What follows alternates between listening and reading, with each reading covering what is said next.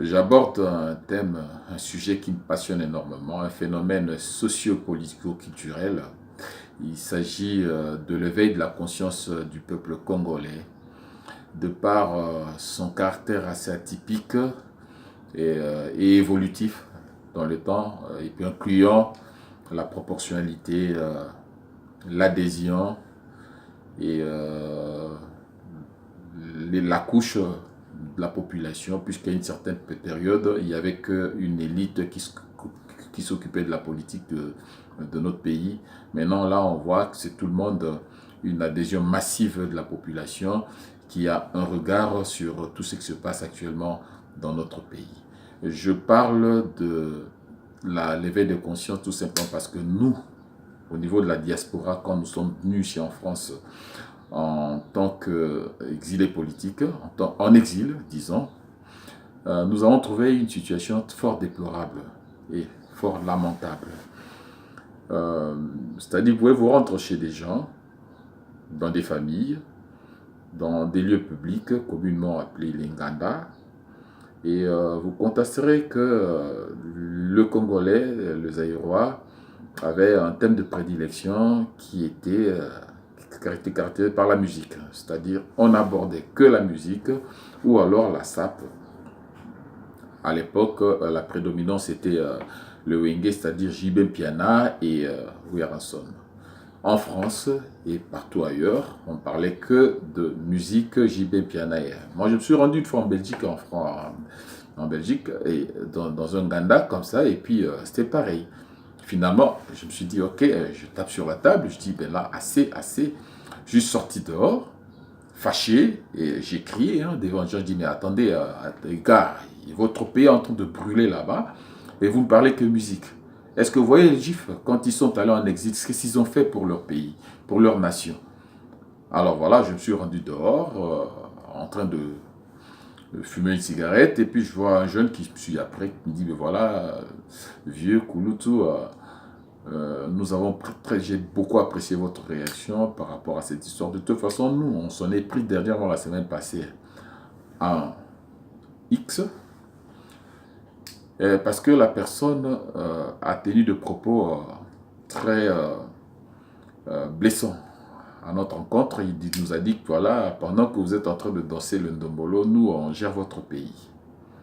Alors nous avons réagi par rapport à cela. Moi, de là où j'étais, c'était encore comme si on rajoutait une couche par rapport à ce que je ressentais, par rapport à mon ressenti.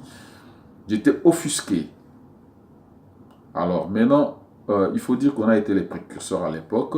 On a essayé d'écrire assez souvent pour conscientiser le peuple congolais, nos compatriotes par rapport à cela. Ces gens-là qui étaient dans les Nganda, qui sont retrouvés dans les Nganda avec moi, à l'époque, c'était des gens de ma génération.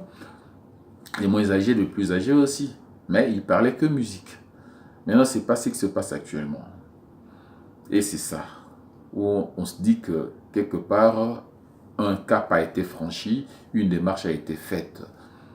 Moi, j'évoque souvent M. Ngwanda. À l'époque, les gens sont en train de critiquer cet homme. À l'époque, qu'est-ce qu'il nous disait? Ngwanda disait quoi? Il disait, occupons-nous d'abord des autres, des envahisseurs, ceux qui ont envahi notre pays. Nos problèmes internes, on va les régler après. On dégage d'abord les autres. Voilà. Une prise de conscience a été mise en place et actuellement, je m'en réjouis et ça me réjouit. C'est pourquoi nous sommes un peu retirés quand on a constaté quand même que depuis un certain temps, le peuple congolais a pris en main son destin. Que ce soit les petits musiciens, que ce soit les vendeurs de je ne sais pas encore quoi. C'est une affaire de tout le monde. Et c'est ce qui fait qu'un peuple puisse survivre, qu'un peuple écrit son histoire. Donc, un coup de chapeau par rapport à cet éveil de conscience. Nous devons que nous le cultiver encore davantage pour le futur de peuples, de notre peuple, de nos enfants, de notre progéniture. Coup de chapeau au peuple congolais. J'aborde le deuxième thème aujourd'hui, c'est les têtes des bétails qui sont rentrées dans notre espace, dans nos terres. On parle de, je ne sais pas, des centaines, des milliers de têtes de bétail qui sont rentrées. Et nous, on est en train de s'agiter, on se lamente. Mais moi, je me comprends pourquoi nous devons nous lamenter. Des mannes qui tombent du ciel comme ça, Et on se demande pourquoi. Par rapport à cette situation, moi, j'ose vous dire une chose. À l'époque, M. Mobutu, on a connu la même histoire à Guadolité, là-bas on était. Il y a les Mbololo qui sont rentrés, on les appelle quoi? Les Mbololo, je crois, c'est ça. Et ils nous ont ramenés, donc c'était, voilà, je ne peux pas comprendre ce phénomène-là, c'était une invasion complète. Mobutu, qui était éveillé à l'époque, a pris conscience du danger qui menaçait le Congo à l'époque. Il a fait appel à ses troupes d'abord de la DSP et au commando de Kotakol. Demander un peu aux autochtones de là-bas, de Guadolité, qu'est-ce qu'il y a eu. Je crois que la résolution était fort simple, c'est-à-dire ces gens-là sont répartis chez eux, ou peut-être morts, tués, je ne sais pas, massacrés, mais ce qui est sûr, les têtes sont restées chez nous. Parce que dans des fermes de Mobutu à Guadolité, on en dénombrait pas mal. Tous ceux qui avaient là-bas, qui nourrissaient la population consciente, c'était peut-être des bétails que nous, on a pris. Pourquoi? Parce que, quelque part, il y avait complot. Eh bien, Mobutu a fait échouer, et maintenant, il va rééditer soi-disant leur prouesse, puisque ce n'en est pas une, parce que là, ils avaient laissé de leur peau. Bon, voilà, donc nous, on doit arrêter de nous lamenter.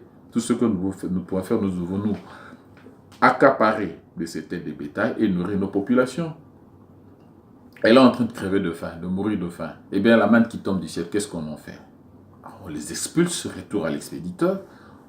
On se charge des têtes de bétail. Kinshasa, on va nourrir Bandundu là-bas, il y a plein de matiti. Ils doivent porter l'herbe là-bas et puis voilà.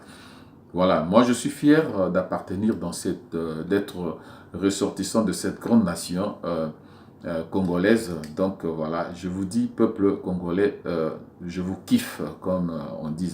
Je suis très content d'être Zaïrois congolais. Je vous remercie, je vous souhaite un bon dimanche. Merci, au revoir.